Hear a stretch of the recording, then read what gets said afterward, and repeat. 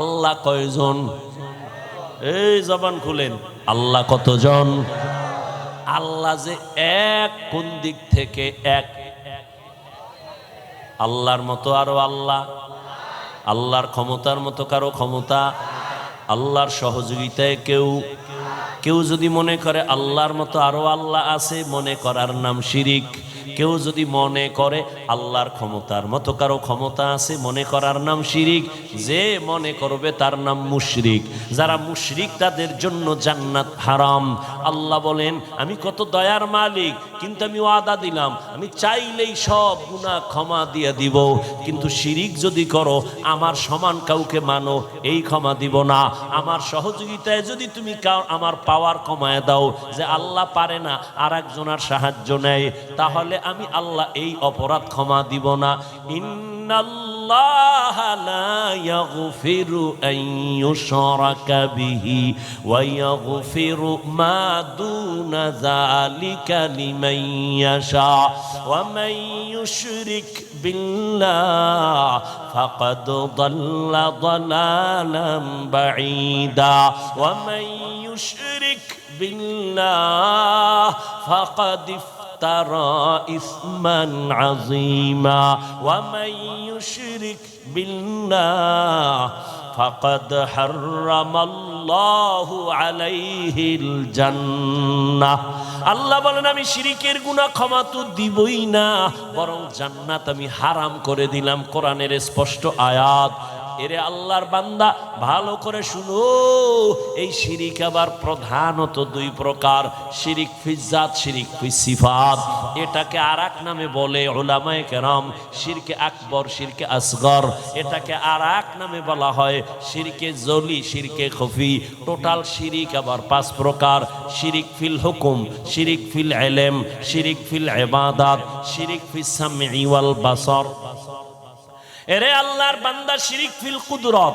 পাঁচ প্রকার শিরিক। আল্লাহ সন্তান দেওয়ার মালিক না আর কেউ? জোরে বলেন। যদি কেউ মনে করে আমার কোন পীর সন্তান দেওয়ার মালিক, যদি মনে করে, মনে করার নাম শিরিক। যারা করে তারা মুশরিক। সন্তানকে দেয়, স্লোগান কেন লাগাইছো? আল্লাহ সন্তান দেয়, চাইলে দেয়, না চাইলে তুমি হাজার চেষ্টা করে পাবা না। কোনো পীর যদি সন্তান দিতে পারতো, এই দেশে কোনো মহিলা সন্তানহীন থাকতো না। লিল্লাহি মুলকুস সামাওয়াতি ওয়াল আরদ ইয়াহাবু লিমান ইয়াশাউ ইনাসাও ওয়া ইয়াহাবু লিমান ইয়াশাউ যুকুর আও يزوجهم ذكرانا وإناثا ويجعل من يشاء عقيما إنه عليم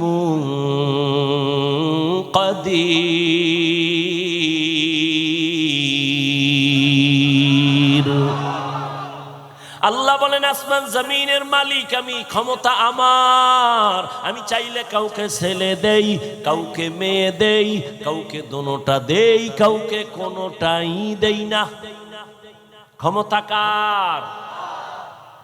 তুমি স্লোগান দিছো ছেলে হোক মেয়ে হোক, দুটোর বেশি নয়, একটা হলে ভালো হয়, না হইলে আরো ভালো। যেদিন থেকে চ্যালেঞ্জ দিছো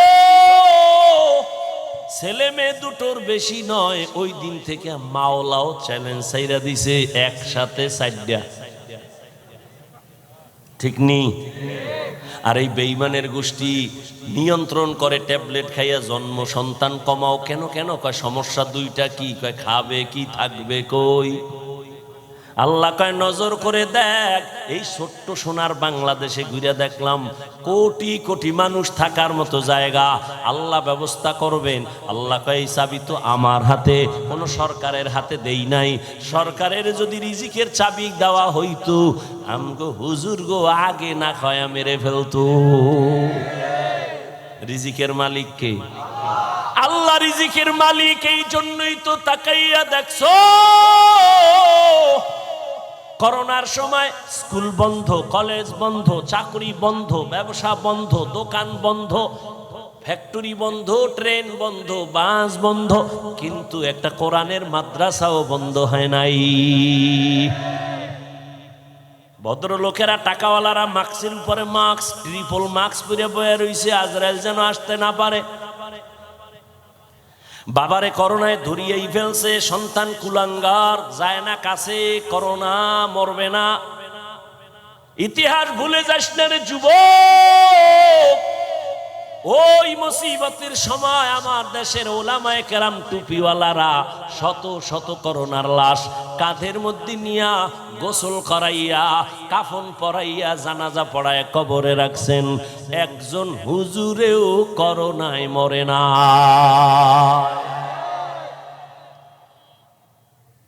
ওলামা, এই জন্য শুরুতে বলছি, ওলামায়ে কেরাম এ জাতিরে যা দিছে দুনিয়ার কেউ দেয় নাই। তুমি বলবা দিছে, আমি বলবো 5 টাকা দিলে 5000 নিয়ে গেছে, তোমার খবর নাই। তুমি তো উপর দিয়ে আওয়াজ পাইছো, মজা পাইছো, যদি লেগে যায় 10 টাকায় 40 লাখ। এই কথা তো তুমি তলায় হাত দিয়ে জিগাও নাই, খবর নাও নাই, চিন্তা গবেষণা করো নাই যে 40 লাখের স্লোগান দিল, দিবে ওর বাবার থেকে না, তোমার টাকা নিয়ে তোমারে ঘুরায় ফেরায় আবার তোমারে দেয়। 50,000 লোক যদি 10 টাকা করে লটারি কিনে, 50 লাখ মানুষ যদি কিনে, ওই 10 টাকার লটারি কিনলে কত কোটি টাকা হয়? ওখান থেকে 10 জনারে 40 লাখ দেওয়া কোনো ব্যাপার না। যারটা দিয়ে তাদের বুঝ দিল, মাঝখানে জনগণ ধুলা চোখে দিয়ে ওদিকে দৌড়াইলো আর কয় হুজুর ভালো না, এরা ভালো যে 10 টাকায় 40 দেয়। আল্লাহ হেদায়েত দান করুন। আল্লাহ বলেন শিরিক থেকে নিজেকে বাঁচাও, সব গুনাহ ক্ষমা হবে, শিরিকের গুনাহ ক্ষমা হবে না।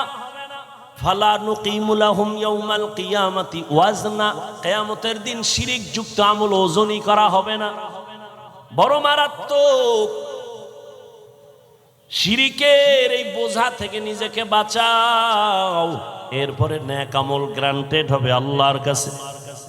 আমল করো, জান্নাতীরা জান্নাতে যাওয়ার পর কোনো অন্তরে দুঃখ থাকবে না, আফসোস থাকবে না। তবে একটা আফসোস থাকবে, মনে মনে ভাববে মালিক আর একটু দুনিয়ায় পাঠাও, আর একটু বেশি আমল করে আসবো, পজিশন জান্নাতে আরো বেড়ে যাবে, ভিআইপি জান্নাত পাবো।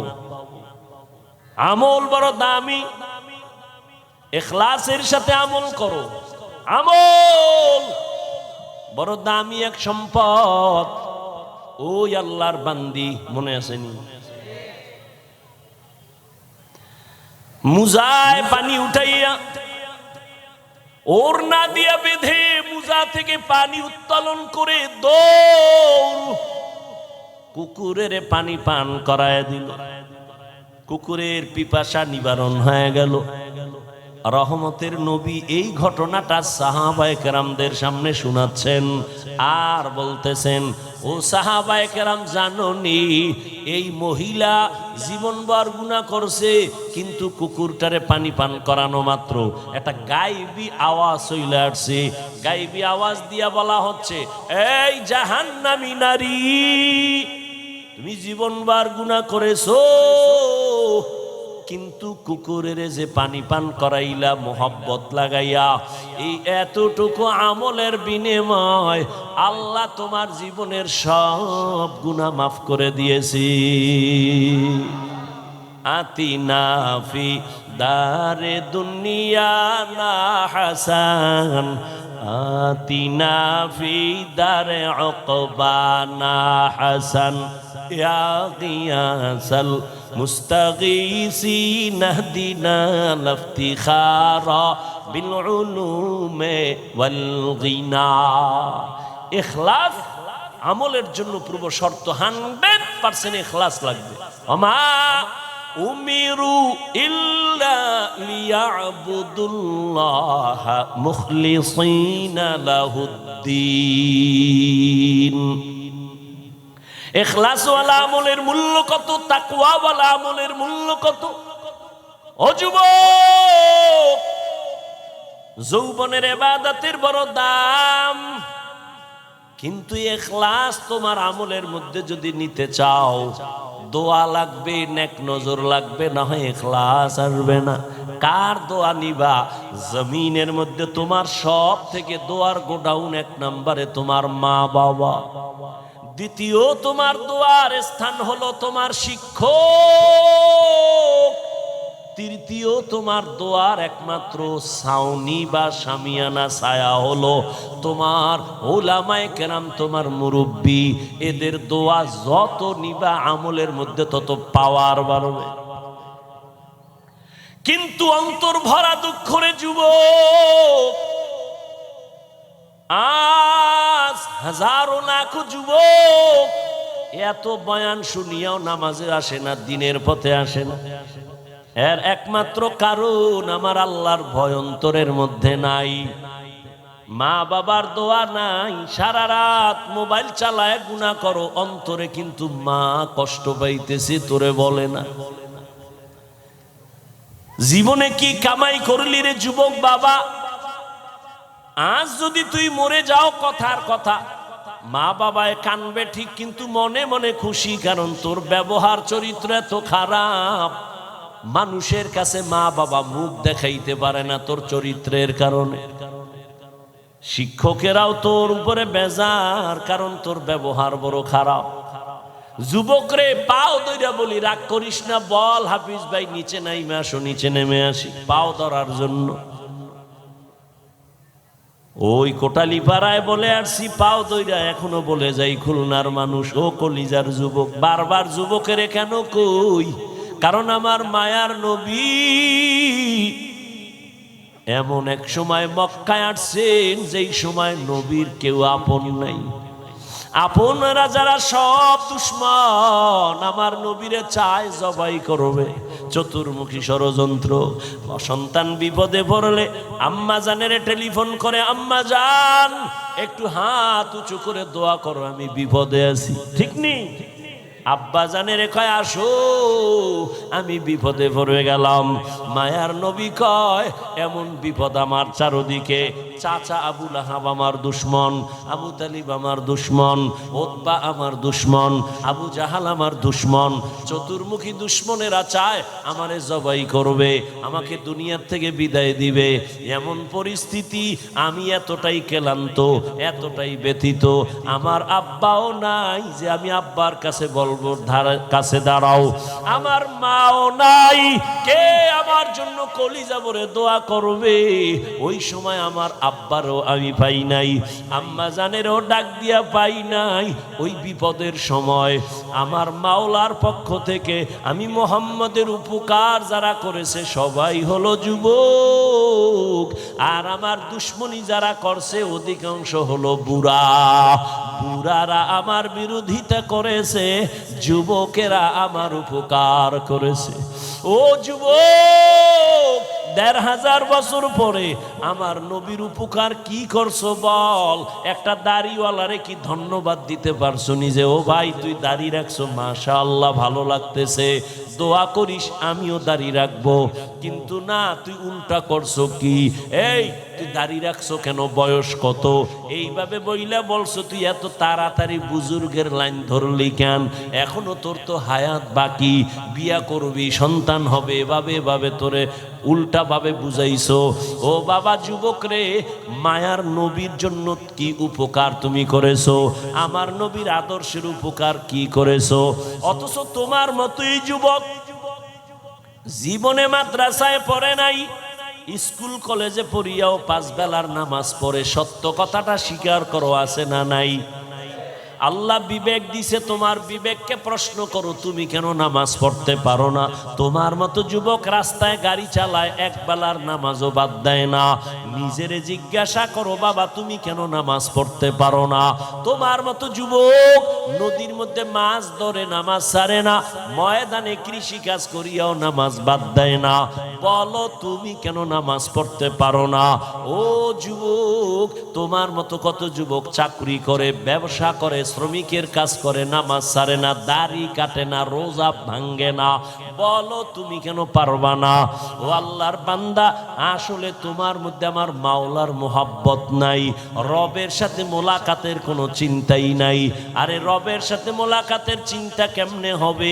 যে যাকে চিনে না সে তাকে মানে না, রবের তো চিনতেই পারো নাই।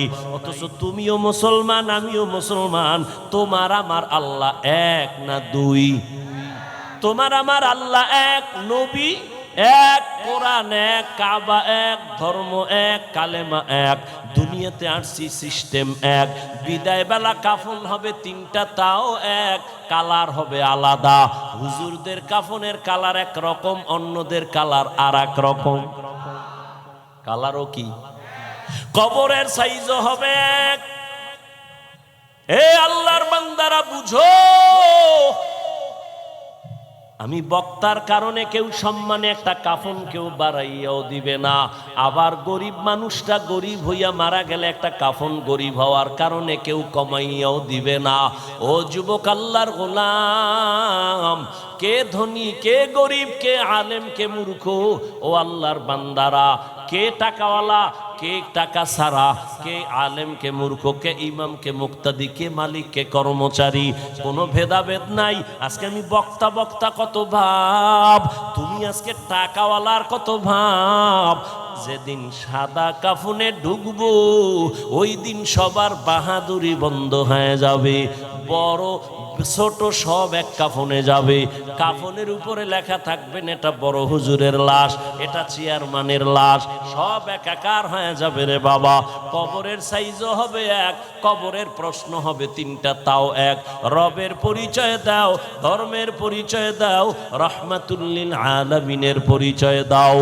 ও নবী বলেন এই তিনটা প্রশ্নের জবাব যারা দিবে তাদের কবর হবে রওজাতুম মির রিয়াজিল জান্নাহ।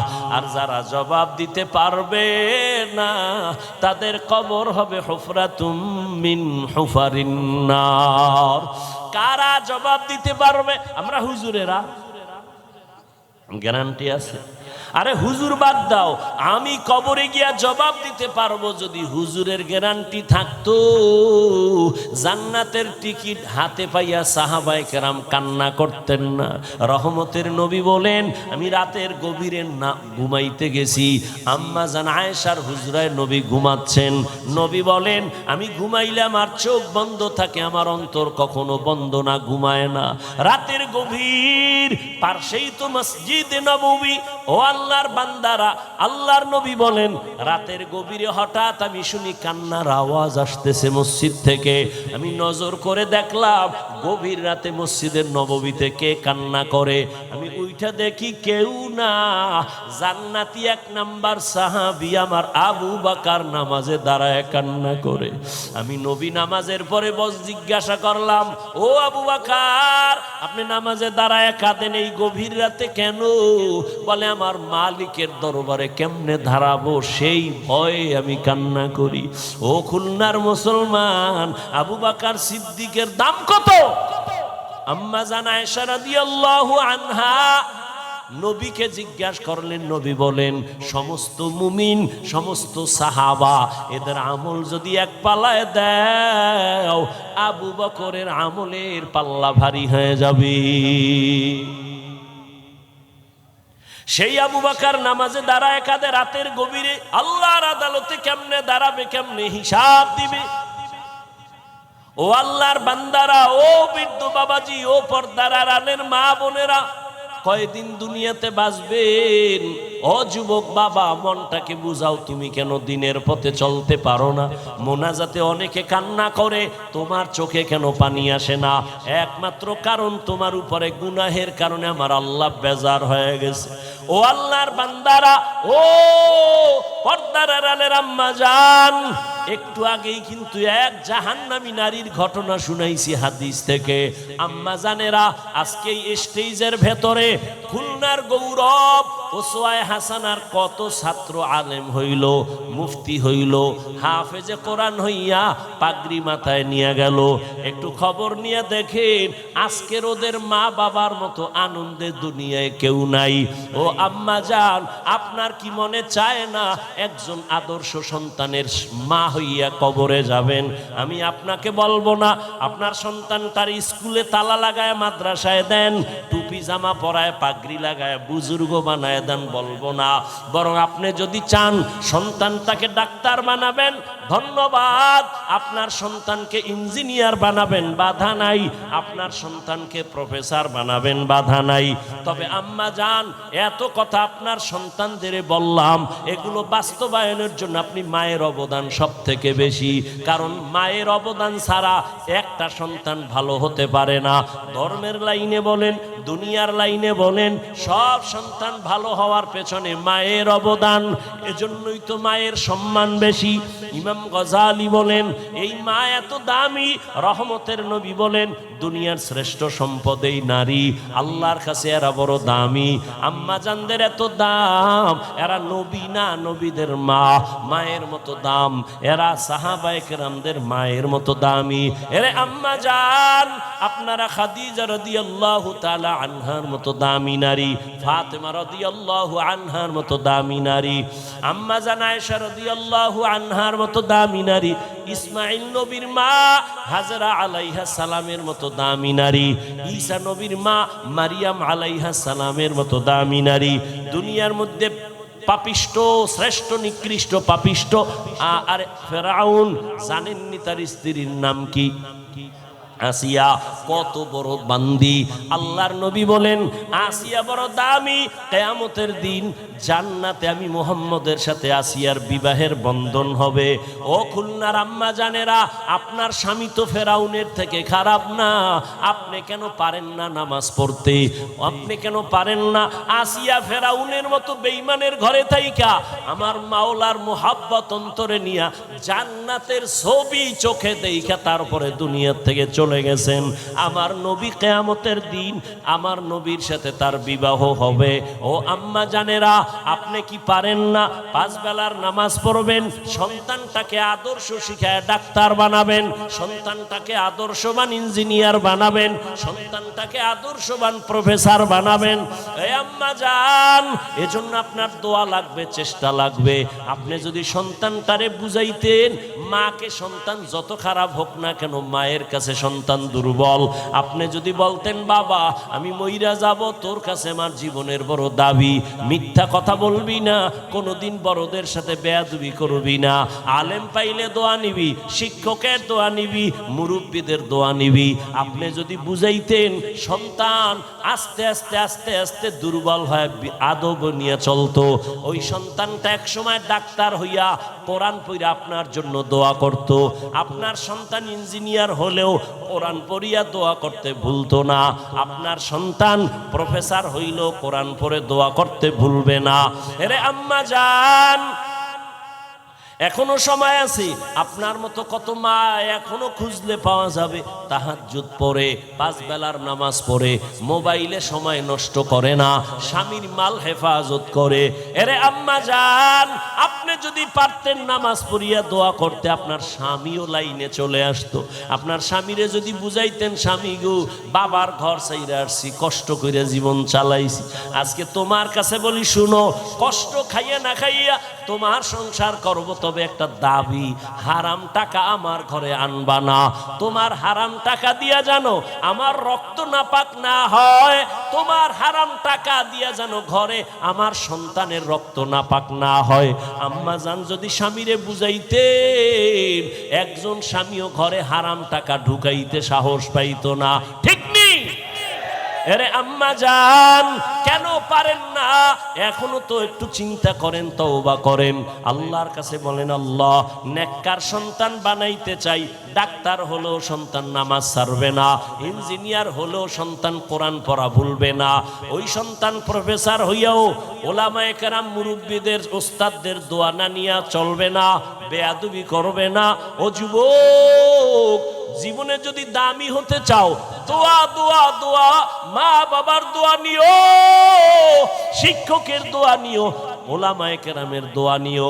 আমার তোমাদের জন্য জীবনের আমার একটা কলিজার বয়ান হলো এই কথা, জীবনে যদি মা বাবার দোয়া নিতে নাও পারো, কথার কথা, যদি দোয়া নিতে নাও পারো, ওয়াদা কর, এই বেটা শপথ কর, আল্লাহর কাছে শপথ কর, মা বাবার দোয়া নিতে যদি নাও পারো, পাও দইরা বলি, পাও দুইটা আগায় দে, আমি পায়ে দইরা বলি জীবনে মা বাবার বরদোয়া নিবি না। ওয়াদা কর, শপথ কর, জীবনে যদি পারো শিক্ষকের দোয়া নিবি, কিন্তু ওয়াদা কর কোনোদিন বরদোয়া নিবি না। শিক্ষকের দোয়া না নিতে পারলেও বরদোয়া নিবা না। শপথ করো, ওয়াদা করো, অঙ্গীকার করো, জীবনে পারলে ওলামায়ে কেরামের দোয়া নিব, কিন্তু কখনো বেয়াদবি করে বরদোয়া নিব না। কেন? মা বাবার দোয়া যেমন সফলতার চাবি, শিক্ষকের দোয়া যেমন সফলতার চাবি, ওলামায়ে কেরাম মুরব্বীদের দোয়া যেমন সফলতার চাবি, বিপরীত লাইনে তাদের বরদোয়া একটা মারাত্মক আগুন। কেমন আগুন জানোনি? কপালে যদি মা বাবার বরদোয়া লেগে যায়, চাকার তলে তোর মাথা চলে যাবে, টের পাবি না। বিছানায় পঙ্গু হয়ে কাঁদবি, চোখের পানি মুছার আসল আপন কাউকে পাবি না। ওস্তাদের বরদোয়া নিস না। আরে আমি হাফিজুর রহমানকে, তোমাকে এই চেয়ারে আমার আব্বা আম্মা বসান নাই, আব্বা আম্মা শুধু দোয়া করছেন, কিন্তু আপনাদের সামনে বয়ান করা আমার আব্বা শিখান নাই, মা শিখান নাই, এটা শিখাইছেন আমার উস্তাদ।